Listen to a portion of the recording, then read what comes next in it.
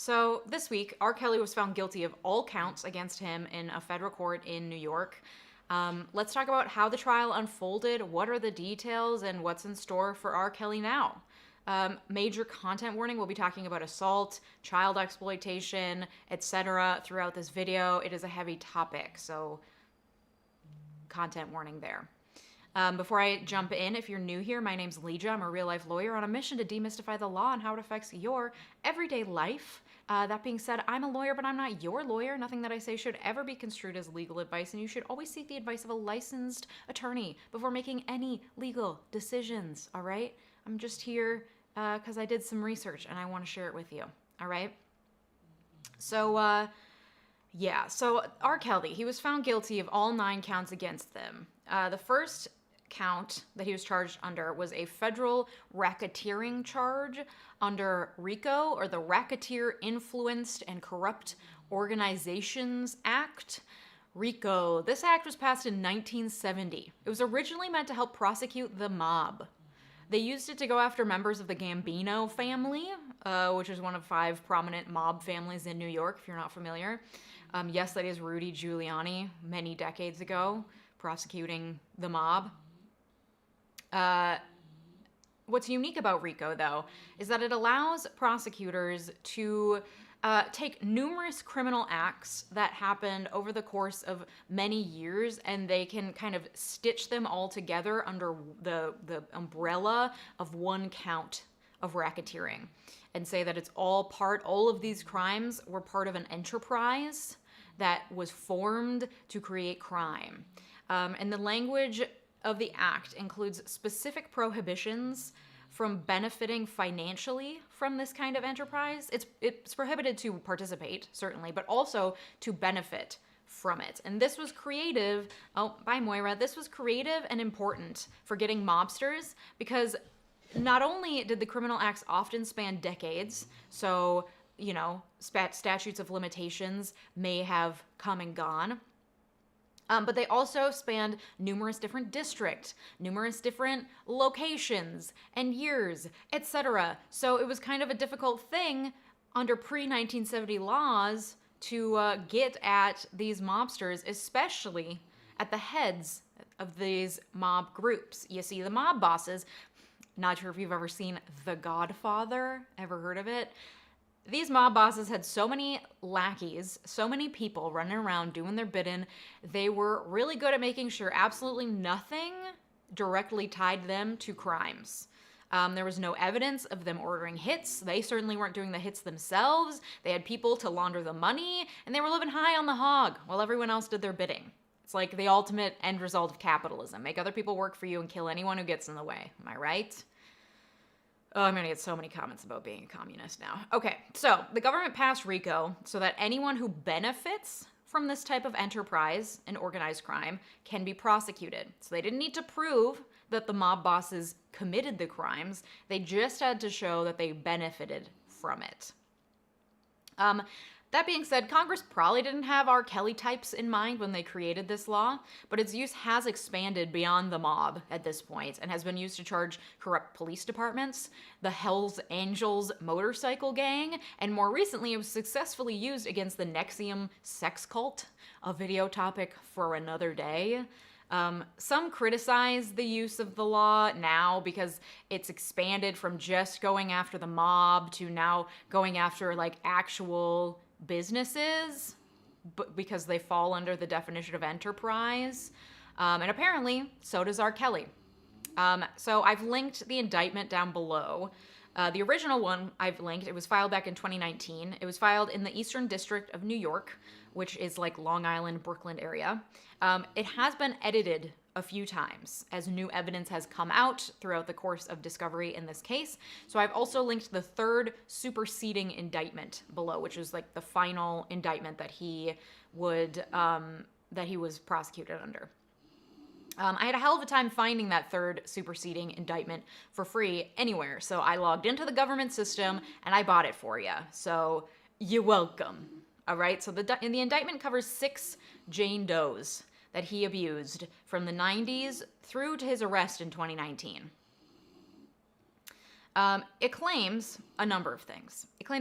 But among these, it claims that Kelly did a lot of heinous things, including issuing rules that many of his sexual partners were required to follow, including that the women and girls were to call him daddy. They were not permitted to leave their rooms, to eat, or to visit the bathroom without receiving his permission. They were required to wear baggy clothing when they weren't accompanying him to events. And they were directed to keep their heads down, to not look at men, to not interact with men. There was reports and testimony that said that, like, when his assistant had them order an Uber for one of his girls, if the Uber driver showed up and it was a man, they would send him away until a woman Uber driver showed up.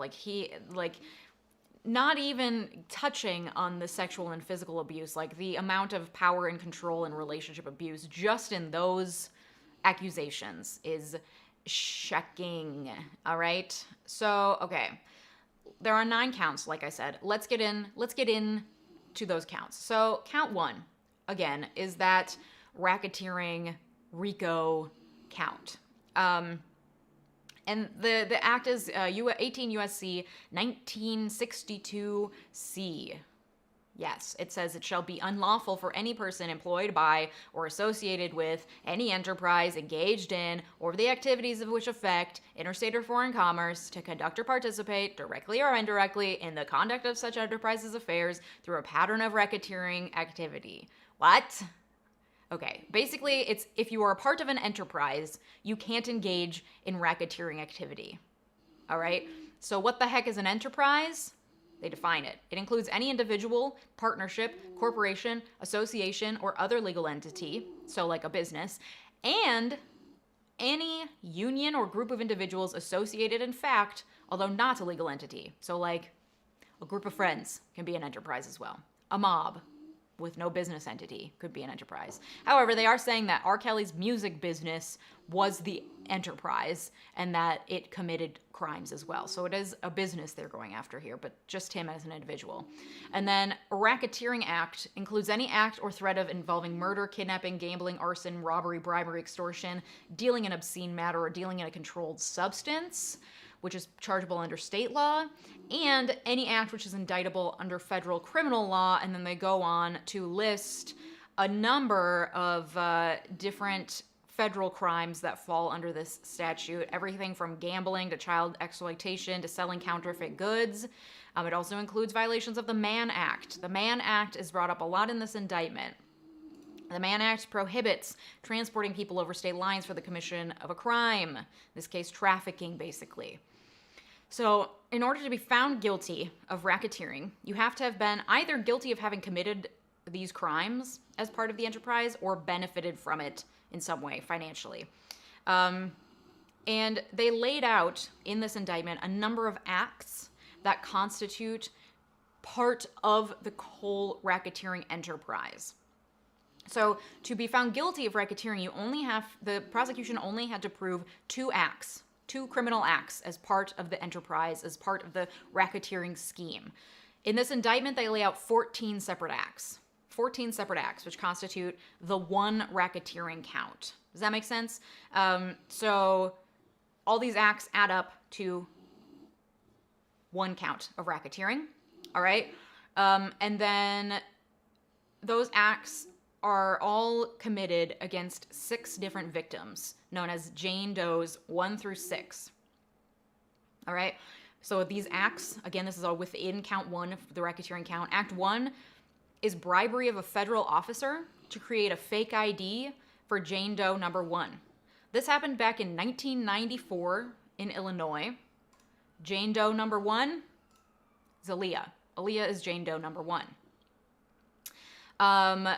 She, fun fact, had the same birthday as I do. She tragically died in a plane crash in 2001, but she met R. Kelly in 1992 when she was like 12. And then when she was 15 in 1994, he was afraid that she was pregnant. And so he bribed a federal officer to make her a fake, or maybe a state officer, I guess, an employee to make her a fake ID, give her documents so that it looked like she was 18, so that she could get an abortion. because otherwise she would need parental consent. He also then was able to marry her at 15. He was 27 when this all went down. All right, so that's count one, or act one of count one. Jane Doe number 2. She was a woman who testified under the name Stephanie and said that she approached R. Kelly at a Nike store, 1999, when she was 17. She asked him for an audition for a friend, an aspiring singer. The superstar agreed, but in return, he asked for sexual favors. And for the next 6 months, he sexually abused her. This was back in 1999. Then Jane Doe number 3. She testified under the name Sonia, said she was a 22-year-old radio intern when she met R. Kelly outside a mall in Salt Lake City.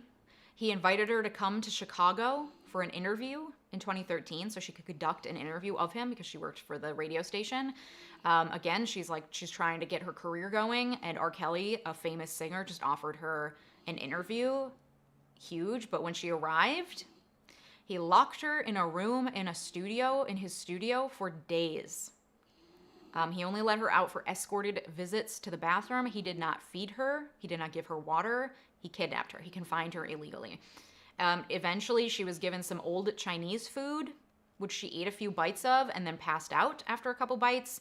And when she came to, it was clear that he had just finished assaulting her. All right. Jane Doe 4, Jerhonda Pace.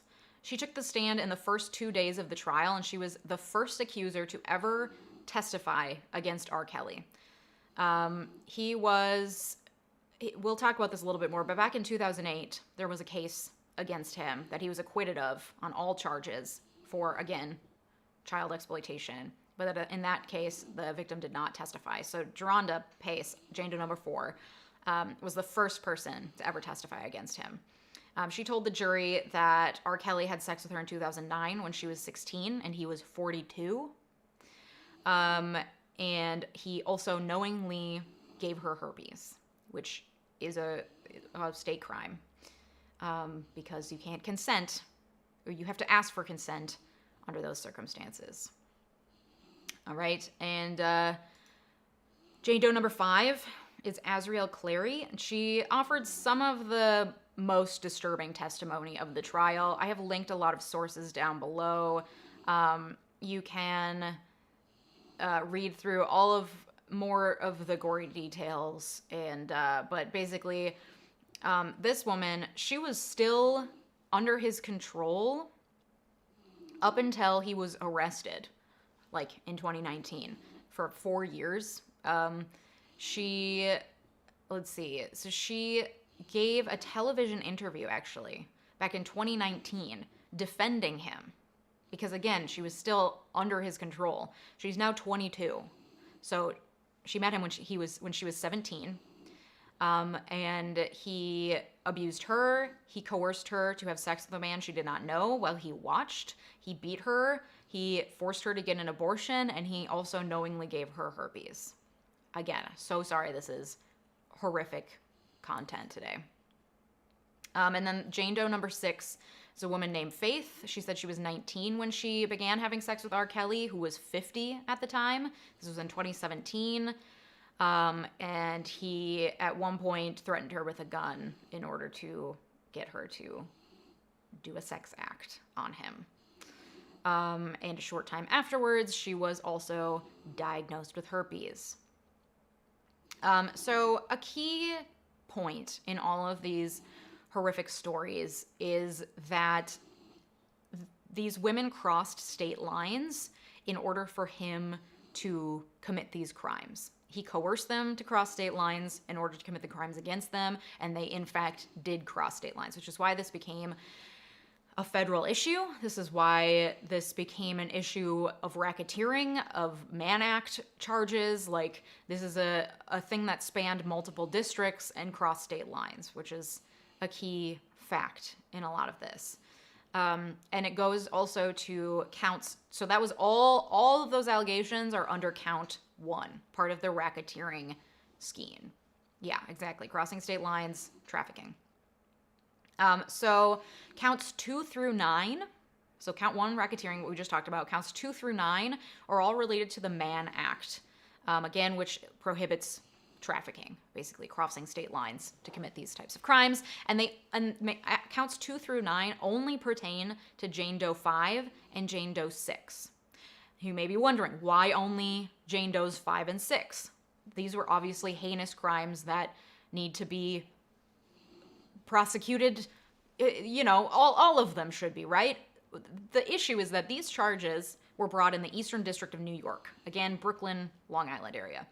Most of the acts constituting the racketeering count 1 that I just talked about, occurred outside of the district. So they're claiming that he committed racketeering within the Eastern District and elsewhere as one large enterprise, which is how they're getting him on the racketeering charges in this district. But then the individual illegal acts that he committed as part of that larger enterprise can't all be prosecuted here because most of them occurred outside of the Eastern District of New York, and that's outside of their jurisdiction. So they won't prosecute them individually.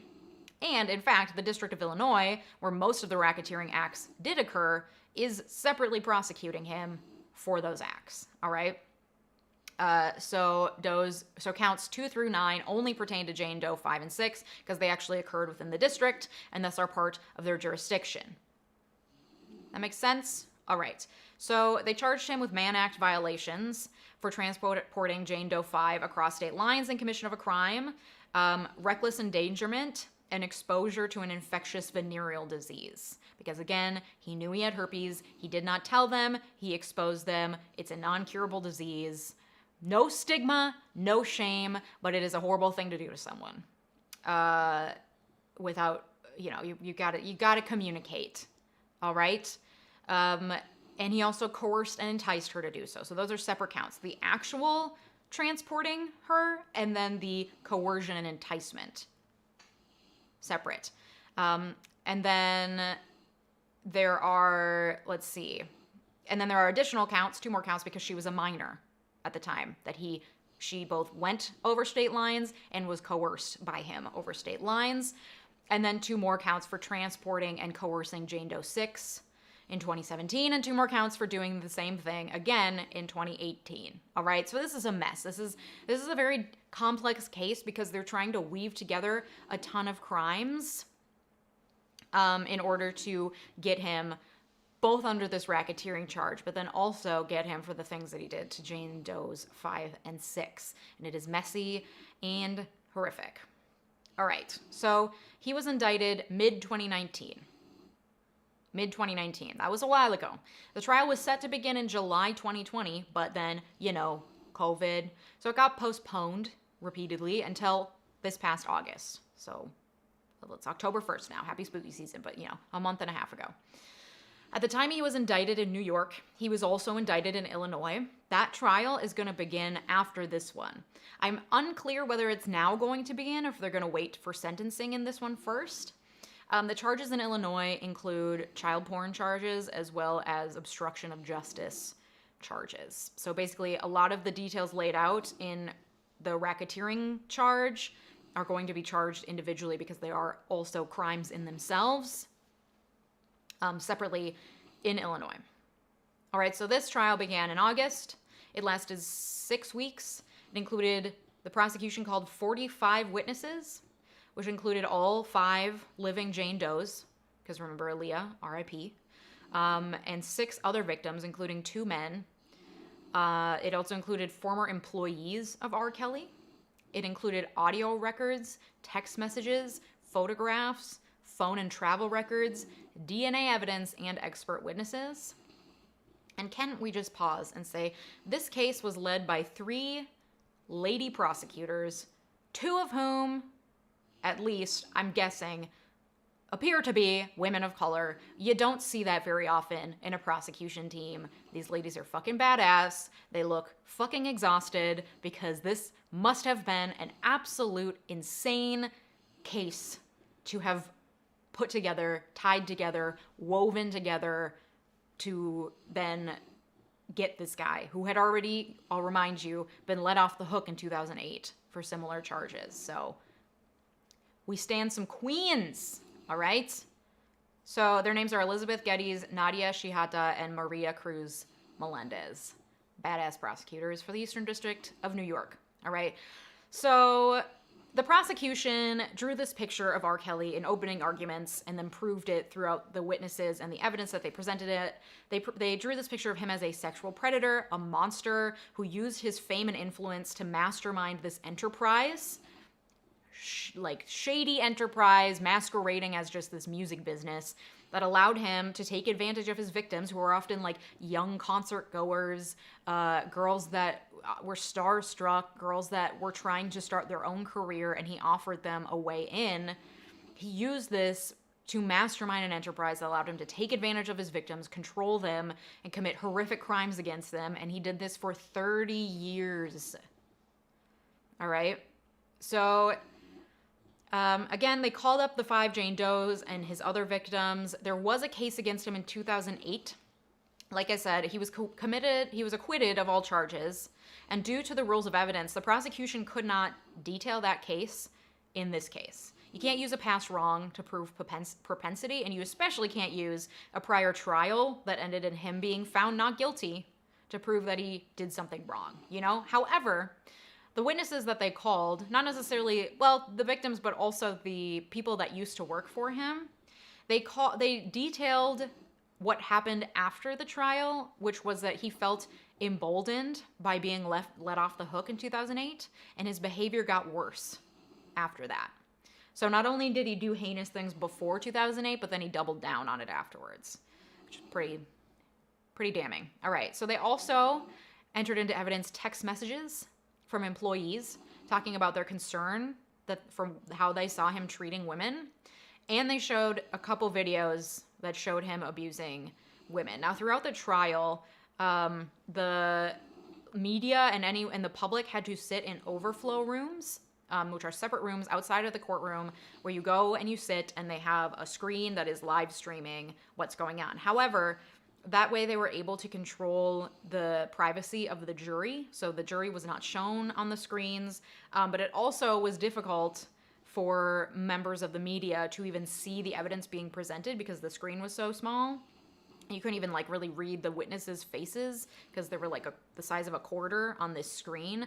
So there was some media push to get access to especially these videos, because they couldn't see or hear them because all the jury was listening to it on headphones. So there was some push to get access to them. So the media did get access to, I think, some redacted version of the videos of him abusing women, because they were like so horrific that the judge was like, I'm not going to just set these free into the world. Like, it would be horrific for the victims, especially, for that to be out. So what we know is limited, but they depicted him abusing women.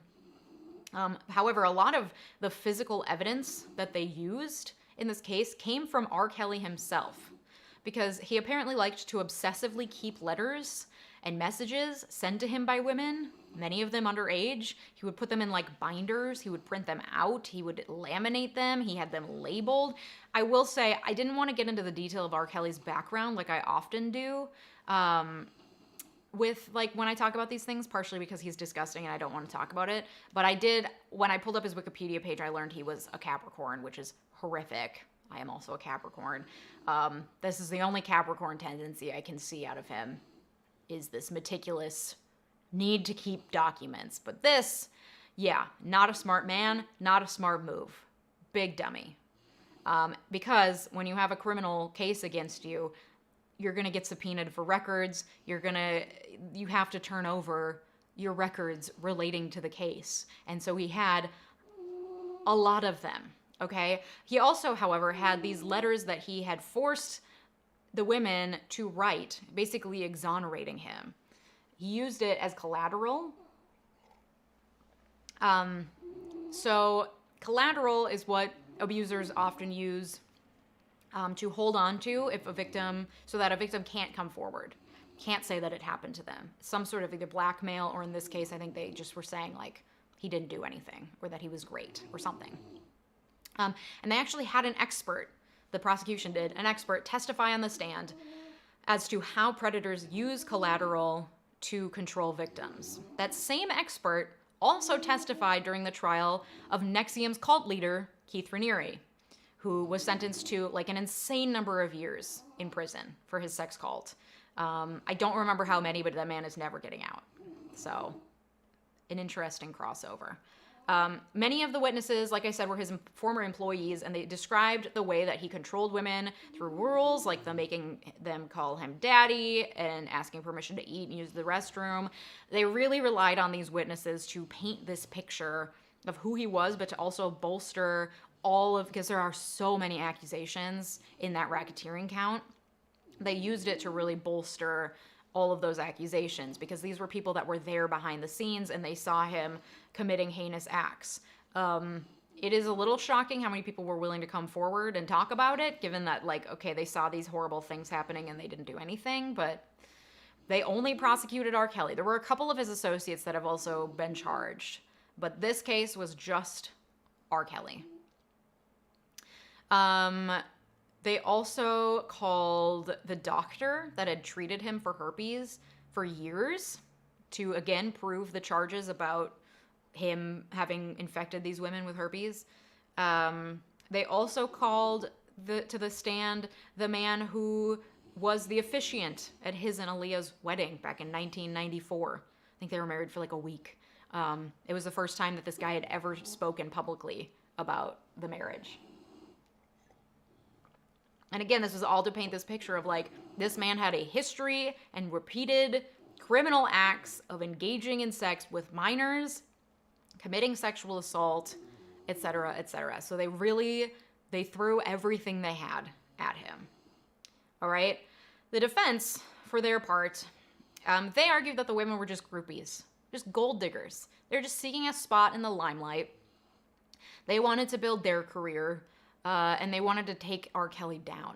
They made up stories, according to the defense, to try to get attention, and that every sexual encounter described in this indictment and on the stand was either a lie or consensual. Very convenient. It is Moira snoring in the background. I'm so sorry. I would have Pup Cam up, but she has decided not to lay in her bed. I think she gets a little hot in the bed right now because it's still warm outside. So she is laying under my feet, which is also directly under the microphone. So yes, you are hearing dog snores. All right. Anyway, so then, during cross-examination of the prosecution's witness, they had some, it was insulting, frankly, some of the shit that they were implying in their cross-examination. Because they're in cross-exam, you're trying to put any sort of doubt in the minds of the jurors as to the credibility of these witnesses, which is why they're saying they're lying, they're groupies, they're gold diggers, they just want a moment in the limelight, because they're trying to make the jury question these witnesses enough to put doubt in their minds, because again, in a criminal case, you have to prove beyond a reasonable doubt that these things happened. So they're questioning these witnesses, which is the job of the defense attorney, but it's pretty insulting. For example, Jane Doe 3, the woman that he held hostage in his studio and testified that she was given old Chinese food and then passed out after a few bites, which, you'd think he probably drugged her. Well, the defense, the questioning implied that R. Kelly might not have drugged her, and it could have actually been the MSG and the Chinese food that made her pass out. Yeah. Anyway, after the prosecution rested their case, the defense called a few witnesses, not many, mostly members of R. Kelly's entourage. One was a cop who had been kicked off the police force for forgery. So, again, credibility issues. Then they had a guy come up who claimed that he spent every single day with R. Kelly, every day, for years. And he never saw him do anything. But then the prosecution on their cross-exam was like, how come you never came up when we were investigating this case? Why are you never in any photos with him? And then that threw his credibility into question. It kind of came out that maybe he didn't spend every single minute with this guy. And then there were a couple other defense witnesses that got up to say they also never saw him abuse women. But then the prosecution was like, how much day-to-day interaction did you have with him? Oh, not much. How often did you see him engage in any sexual activity? Oh, never? Okay, then how could you ever say that he didn't sexually abuse women? Because we weren't there, you know? Again, kind of derailed these witnesses. R. Kelly did not testify, which is his right. And it's probably for the best. A lot of times, criminal defendants are not the best witnesses for themselves. So probably for the best that they didn't. All right. After deliberating for a day and a half, about 9 hours, the jury returned a guilty verdict for all 9 counts against him.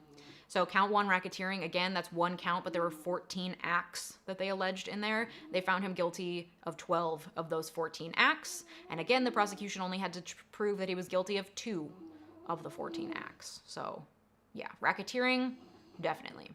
The jury was made up of 7 men and 5 women. They had been partially sequestered, meaning that they could go home at the end of each day, but they couldn't talk to each other or to anyone else about what was going on or like consume media or anything. This is as opposed to being like fully sequestered where they were in a hotel and couldn't leave. Yes, he pled not guilty originally. So his sentencing hearing, it's not scheduled until May 4th, 2022. Sentencing often happen like a few months after the verdict is read. This seems like pretty delayed. However, courts are like unbelievably backlogged due to COVID. So it makes sense. Like it's going to take literal years to get caught up. Courts were backlogged before COVID. So May 4th, 2022 makes sense. At sentencing, he could face anywhere from 10 years to life in prison. This is a wide range, and it's up to the judge. It's at the judge's discretion to figure out how many years to give him. The mandatory minimum is 10. The maximum is life. And the way that judges make this determination is through a number of means. They look at the statute, obviously, which again, mandatory minimum of 10 years. However, they also have what's called sentencing guidelines, which are written by a committee, to help judges determine how long someone should be sentenced for every single separate federal crime. It's this big, thick book. You flip through it to find the crime at issue, and you see the list. And it has factors that would increase the sentence and factors that would decrease the sentence. So like the heinousness of the crime, his past criminal record, any good behavior, any sort of mitigating circumstances, things like that, the judge is going to take into consideration when looking at how long to sentence him. Let me just bring PubCam back because Moira has entered the building and is a nice palate cleanser for this subject. The judge will also, however, receive usually what's called a pre-sentencing report, PSR. This is where the probation will do a whole background analysis of the convicted person. They will look at their history. They will look at their criminal history, but also like their childhood, any sort of good deeds, any sort of bad deeds, any sort of like substance abuse, any mental health issues. They're going to look at everything about this person, and they're going to compile it into a report and submit it to the judge. So the judge is looking at the statute, the sentencing guidelines, the pre-sentencing report, and then obviously she was present for the whole trial, so she has all of that. She's got the jury verdict, which she has to go by because it's the jury of his peers. It's now up to her to make the sentence. So, again, anywhere from 10 years to life in prison. Given how fucking heinous his crimes are, I would be floored if he only got 10 years. I would be absolutely floored because, again, the heinousness of the crime will increase the sentencing according to the sentencing guidelines. They are just guidelines. The judge does not have to follow them. She has to follow the statute, which says at least 10 years, but she doesn't have to follow the guidelines, but most judges do. Because again, it's a committee of people coming together of experts to like come up with this. So they usually follow them. I would be less surprised if he got life in prison, given the heinousness and the quantity of crimes. So, like I said before, while he waits sentencing, he also faces federal charges in Illinois for child porn and for obstruction of justice. I'm not sure if that's going to start before sentencing or if it's going to start, they're going to wait until after sentencing. He also faces state charges. So again, these have all been federal charges. He also faces state criminal charges because of crimes he committed just in the state that doesn't necessarily involve federal issues. in Illinois, as well as here, good old Minneapolis, where he was charged in 2019 with engaging in prostitution with a minor. The man is a fucking monster. He cannot be allowed to wander, which is why he's been sitting in prison since his indictment in 2019, because he was a flight risk, because he was a danger to society, and the judge ordered him not to be able to post bail. And that's the story. All right, I've linked all my sources down below. Again, some of them go into the day-to-day detail of the trial, which I honestly spared you from, because a lot of times the questioning of witnesses can get really boring because you have to go into like, what's your name? Where are you from? What is your association with the defendant? And like, it can get really long. It can be hours and hours and hours on the stand. Like the first witness against him, Jane Doe 4, I think, 3, she was on the stand for 2 days, you know? But some of it is really explosive, but some of it is also really traumatic to read. So we went into some pretty gory details here today, but I didn't want to go too overboard. You can read it yourself. You can read the indictment, etc., etc. But yeah, literal menace to society. Agreed.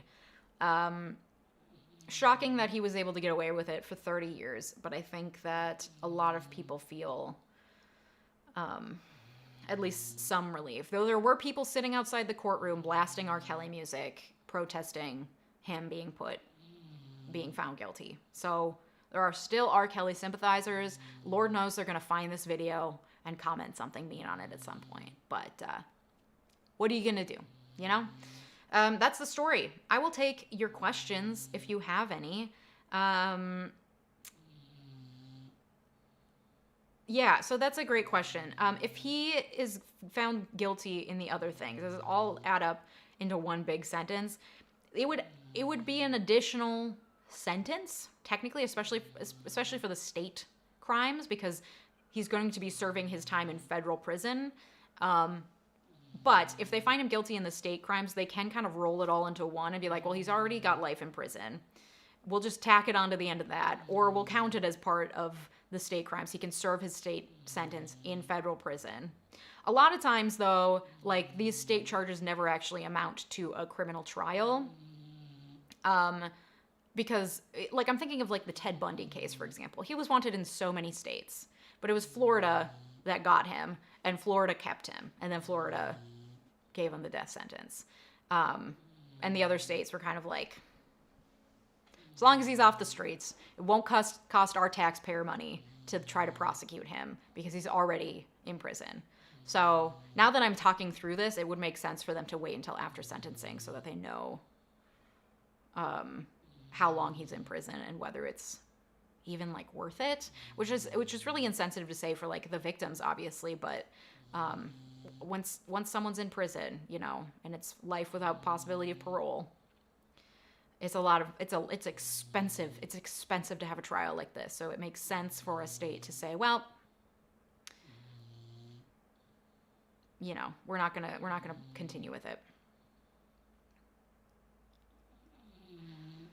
Yeah, so he was charged federally both in New York and in Illinois. So because some of the crimes were committed in the Eastern District of New York, but some of them were not, it is outside of the New York jurisdiction. So they can't bring the crimes that were committed in Illinois before a judge in New York. They could easily get dismissed for lack of jurisdiction because the crimes didn't happen there.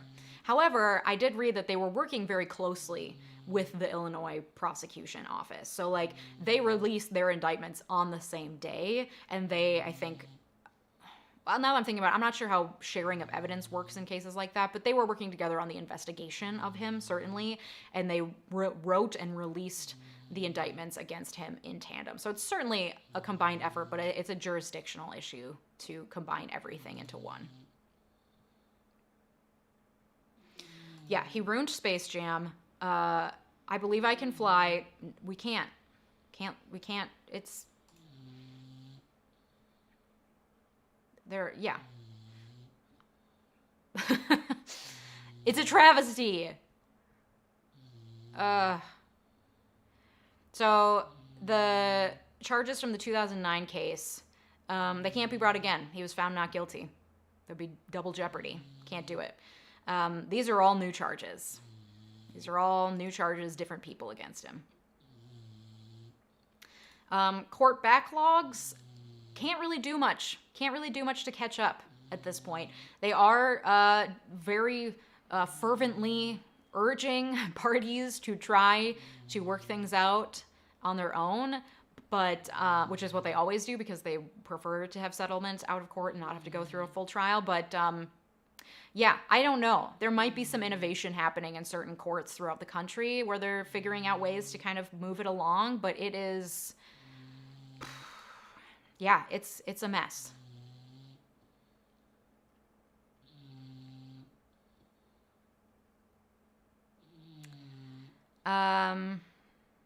Let's see. Just reading your questions.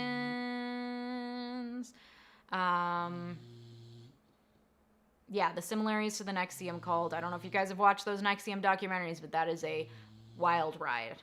Wild ride. I have not seen Surviving R. Kelly. I decided that I didn't want to do that to myself because holy shit. Thank you, Champ Overflow, for the super sticker, and to Josie R for the super sticker. Very appreciated. And to Victorian, aka Vix. Thank you so much for the super sticker and your support. Very appreciated. Let's see. Aquarita, are there specific laws protecting from coercive control outside of the penalties for other forms of violence and abuse? That's a great question. I think probably at the state level there are some.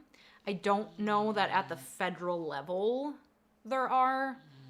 There's like federal assault, but it has to involve things that the federal government can regulate, which include like crossing state lines. But at the state level, all the assault laws are written slightly differently. So there certainly could be some state laws that penalize coercive control. Which, if you don't know what Aquadita is talking about, there's the Wheel of Power and Control. Highly recommend you Google it. It is a really eye-opening thing to read and look at if you never have, because it looks at all the different types of abuse, coercion, and control that can occur in a relationship that don't necessarily equate to physical violence, but are nonetheless abusive behavior. Thank you again, Vix, for the super sticker. Thank you so much, Eric. Happy Friday. I am so happy it's Friday. I'm glad you are enjoying the snoring Moira, and I think we can end on this. I believe he can fly right into the garbage can. Trash. Absolute trash. Maybe one big deep inhale and exhale as we go about the rest of our day. Thank you so much for joining. I am glad we could cover this, even if it is a horrific topic. I'm glad that Moira could join us for a little bit of a palate cleanser. That's it. That's the live stream, people. Thank you so much. It's Friday. A reminder, tomorrow, Saturday, I will be streaming over on my Twitch. Yes, I have a Twitch. I play Sims. I'm currently playing the Sim version of myself. We're doing the lawyer track. She's in university. She's got a couple crushes. Hamza didn't work out, but now there's Alexia. That one doesn't seem to be working out either. She keeps striking out in love, but she is in her 3rd semester of university, and she's kind of killing it. Especially, it's been a major comeback after the F she got her 1st semester. Anyway, join me over on Twitch on Saturday at noon Central, noon to 3. Hang out, come and go as you please. You can lurk, you don't have to chat. It's a fun time. It's really chill. And otherwise, I'll see you next week on Monday. Thanks so much for watching. Bye!